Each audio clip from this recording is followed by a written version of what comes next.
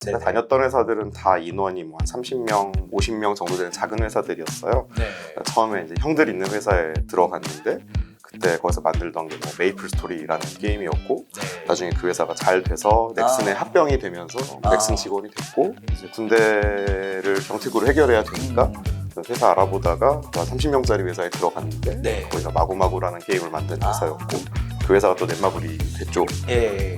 그러다 이제 다른 일을 해보고 싶다 네. 생각해서 순수 IT로 나올까 말까 고민할 때쯤에 이제 투자팀에서 나와가지고 이제 게임 소싱 투자를 하는 일을 해봐라. 그러다가 이제 SV 인베스트먼트에서 빅히트를 투자하셨던 네, 김중동 상무님 만나서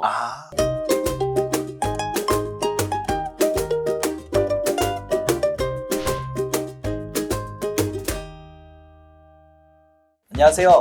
전석철의 유니콘의 전석철입니다. 오늘은 정말로 제가 기대되는 시간인 것 같습니다. 제가 정말 모시고 싶은 분을 모셔서 오늘 사실 저 개인적으로도 좀 고민이 있습니다. 이분이 정말 이야기해 줄 게 너무 많은데 과연 제가 좋은 콘텐츠를 잘 뽑아 먹을 수 있을 것인가에 대해서 고민이 있고 잘 이야기해 주실 거라고 믿고 제가 좀 많이 기대하는 시간을 갖도록 하겠습니다. 오늘은 SV 인베스트먼트의 강민구 이사님을 모시고 그 강민구 이사님이 하셨던 투자와 그리고 그 포트폴리오사들과의 스토리를 듣고 좀 많은 이야기를 나눠보고 싶습니다. 강민구 이사님 안녕하세요. 안녕하세요. 네. 이렇게 어려운 시간 자리 내주셔서 너무 감사합니다. 강민구 이사님 같은 경우에는 워낙 좋은 글을 잘 쓰기로도 유명하고 따로 그 강민구 이사님들 글을 읽고 교류하고 싶어 하기를 원하는 팬층도 되게 사실 양지와 음지에서 많습니다.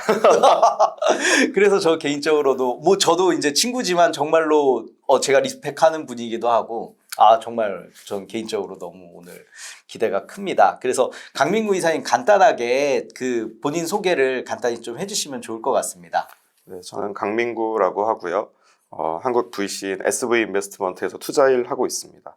저는 원래 전기공학을 전공을 했었고요. 전공 공부를 잘 못해가지고 네, 대학교 2학년 정도 끝나고 나서 이제 네네. 게임 회사로 도망을 갔고 근데 남들이 보면 이제 큰 회사를 많이 다녔다고 하는데 제가 네네. 다녔던 회사들은 다 인원이 뭐 한 30명, 50명 정도 되는 작은 회사들이었어요. 네.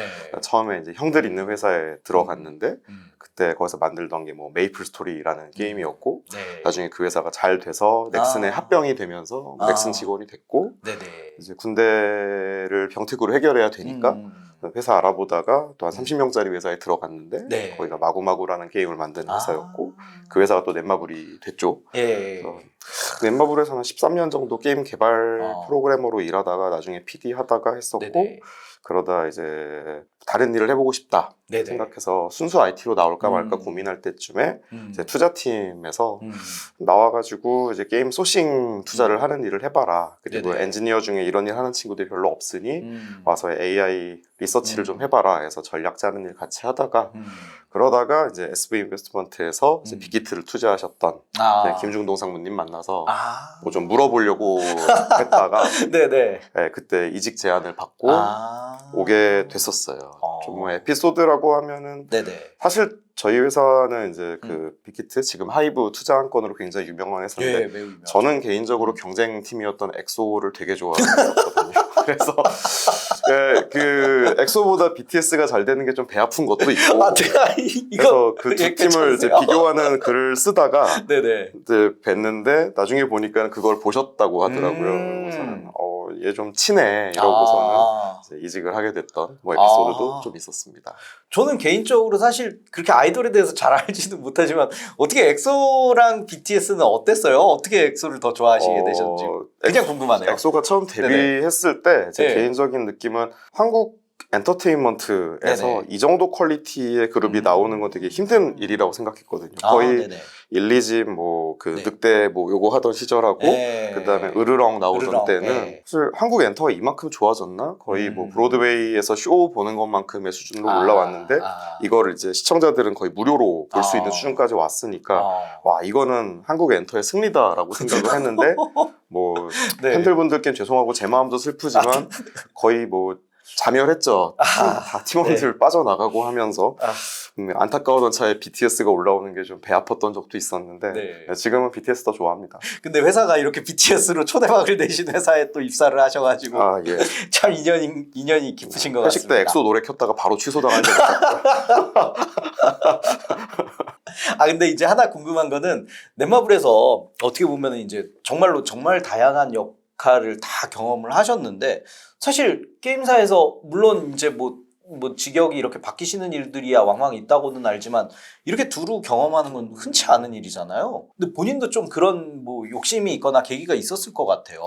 뭐 여러 계기들이 있긴 했었는데요. 네네. 하나는 딴짓을 좀 많이 하기는 했었어요. 그러니까 게임 만드는 일이라는 게 그렇지만 네네. 처음에 이제 프로그래머로 시작해서 나중에는 PD 네네. 일을 했었지만 네. 게임이라는 게 뭐 결과적으로 소프트웨어라는 형태로 음. 나오는 것뿐이지 거기에는 뭐 음악, 뭐 그래픽, 뭐 네. 스토리, 네. 기술 뭐 이런 것들이 다 섞이잖아요. 맞아요. 그러다 보니까는 주변 산업에 대해서 신경을 써야 되는 것도 좀 없진 않았고 맞습니다. 또 나중에 매니징 롤이 되고 나면은 많이 해야 되는 것들이 주로 지표 분석하고 그렇죠. 어떻게 우리가 효율을 내고 뭐 퍼널 네. 관리를 할까 이런 네. 것들 봐야 되는 것도 있어서 그런 게 지금 와서 보면은 뭐 서비스들 보고 할 때는 좀 많이 네네. 도움이 됐던 게 하나가 있었던 것 같고 그리고 저희 또래가 어렸을 때 친구들이 창업을 엄청 많이 했었죠. 하잖아요. 예. 그래서 그 친구들이 사업하는 거 보면서 뭐 조언도 해주고 네네.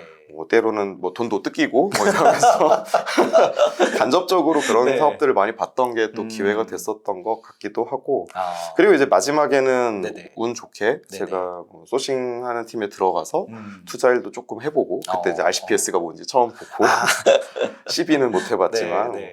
그리고 이제 AI 기술 같은 거 보다가 오게 된 거 뭐 이런 것들이 어찌 보면 플로우가 아. 자연스럽게 연결됐다는 너무 생각은 좀 신기해요. 들기는 해요. 네. 사실 어떻게 보면 우리가 슬램덩크라는 그 만화가 이제 최근에 다시 개봉해서 엄청 유행하게 됐는데 거기에 이제 뭐 싫어하실 수는 있겠지만 신현철이라는 캐릭터가 나와요. 처음에 키가 작았는데 자기가 그거에 어울리는 가드를 하다가 이제 조금 커지면서 이제 뭐 포워드를 이제 하고 그다음에 너무 자기가 키가 커지니까 센터를 했는데 오히려 센터가 되고 나서 보니 공을 그렇게 잘 다루고 슈팅까지 잘 할 수 있는 뭐 그런 뭐 소위 우리가 말하는 풀스택 적인 능력이 갖춰졌다 뭐 하는데 어떻게 보면 게임사에서 자연스럽게 그런 능력들을 다 이렇게 하나씩 체득하시면서 자연체로 성장을 했다 라고 볼 수도 있고 반대로 보면은 완전 잡캐죠. 스탯을 잘못 찍은 것 같기도 하고. 전혀 아닙니다. 왜냐면 뭐 늘 겸손하셔서 참 직무 때도 고민을 많이 했던 게 처음에 네네. 프로그래밍을 할 때 저랑 네. 같이 일하던 동생이 엄청 잘하던 친구가 있었어요. 근데 저희 팀원이었는데 네네. 그 친구가 하루 부르더니 이제 저보고 더 이상 프로그래밍 하지 말라고 그러더라고요. 이제 감 떨어지고 형은 뎁스가 안 나온다. 그래서 그때 접고 이제 매니저 테크를 타다 보니까 PD가 됐고 또 프로듀서 하면서 고민을 했던 것도 어찌 보면 컨텐츠의 자기를 완전히 잘 담아내는 사람들은 보통 외골수거나 또라이 둘 중 하나예요. 근데 저는 그런 사람이 좀 못 된다는 거에서 크리에이티브에서 좀 한계를 느낀 것도 있었었고 뭐 그러다 이제 여기까지 왔는데 뭐 이 일을 잘하는지 못하는지는 또 지금 개인적으로 몇 년 더 가봐야 되는 거라서 저도 잘 모르겠습니다. 고민이 많습니다. 아닙니다. 그러면 또 자연스럽게 강민구 이사님이 이제 어떤 투자를 했는지 간략하게 이제 또 개요를 들어볼 수 있겠는데요. 그 이사님 생각하시기에는 어떤 투자를 내가 주로 이렇게 했던 것 같다, 뭐 어떤 회사들을 주로 했다라고 간단하게만 이야기해 주실 수 있을까요?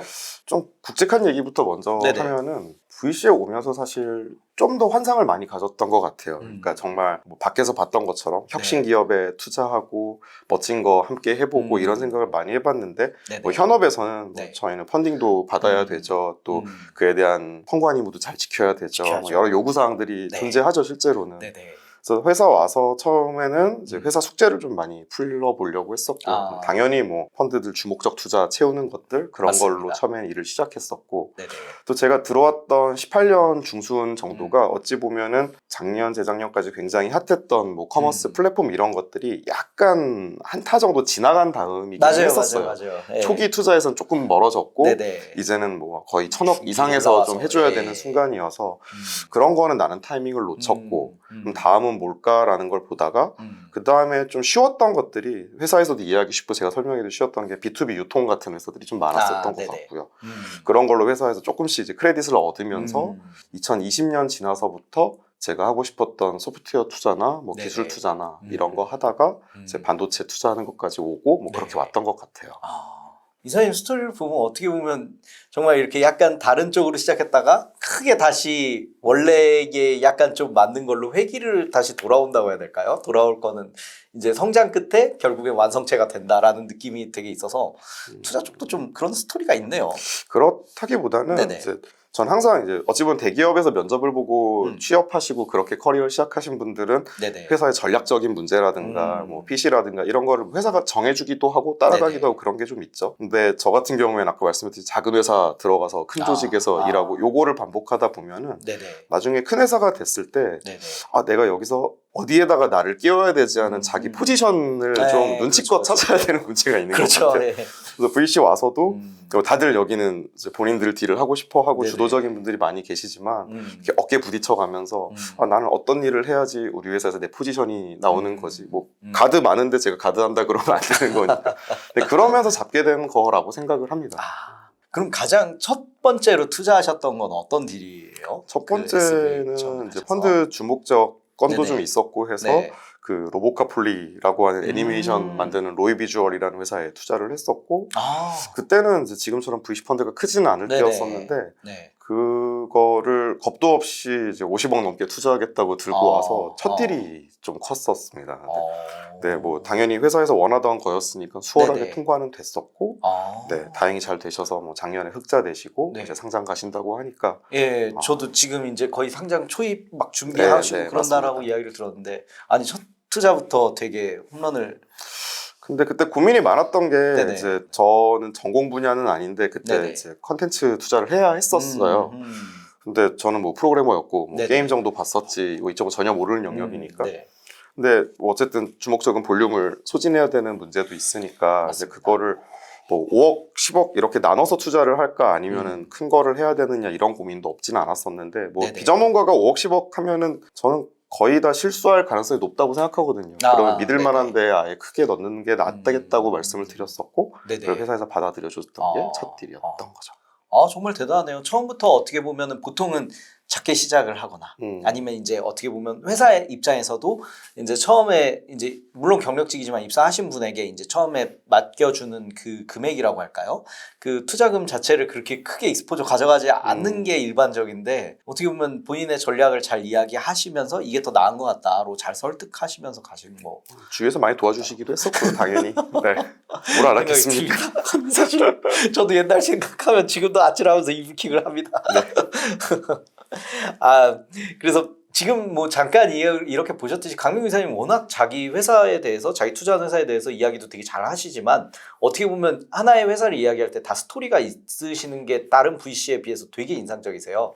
그 내가 이 회사를 어떤 계기로 만났고 어떻게 뭐 계기로 이제 좋게 생각했는데 이게 이렇게 지금 잘 이어지고 있고 결국엔 이 회사의 미래는 이거다라는 기승전결을 이렇게 딱딱 짧은 글에서도 이렇게 주셔서 워낙 좋아하시는 분들이 많은데 오늘 워낙 많은 회사들이 있는데 그중 한 두세 개 정도 이야기해 주시면 어떤 회사들을 좀 또 이야기해 볼 수 있을까요? 뭐 다 이제 손가락이고 네. 다 정이 가고 그러는데 그렇죠. 예. 좀 드라마틱한 회사들이 몇 개 있기는 해요. 네네.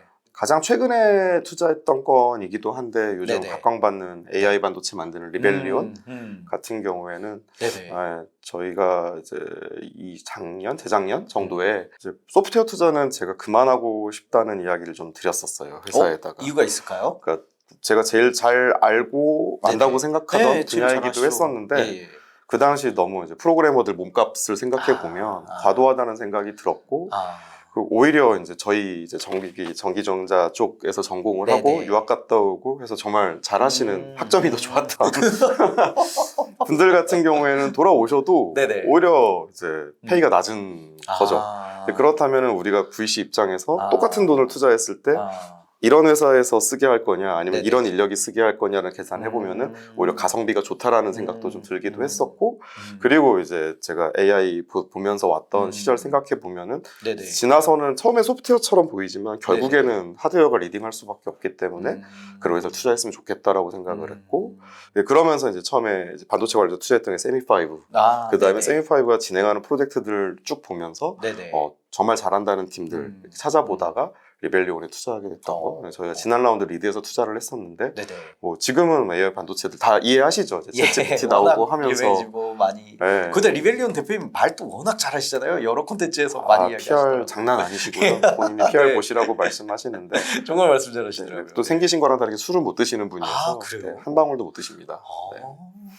그럼 정말로 어떻게 보면 전공법으로 말빨로 이렇게 네. 더 승부하시는 게 강화되셨겠네요.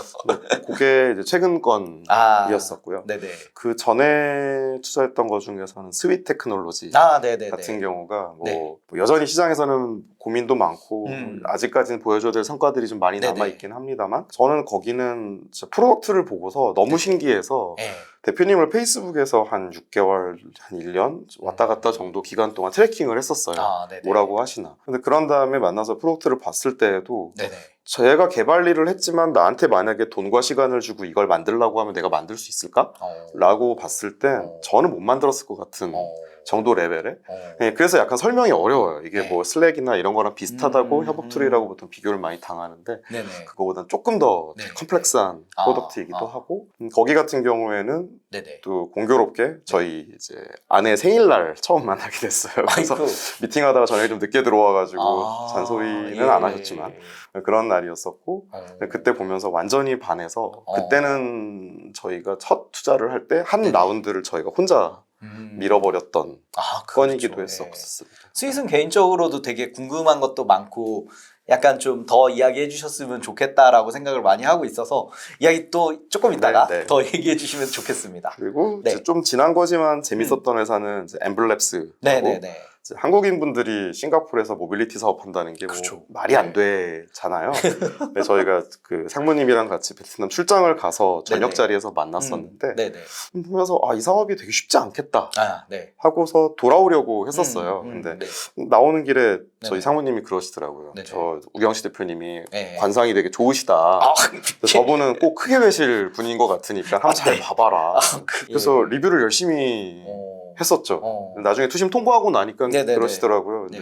근데 이번 사업이 잘 될지 다음 사업이 잘 될지 모르겠는데 미리 말을 해줘야 될 것 같은데.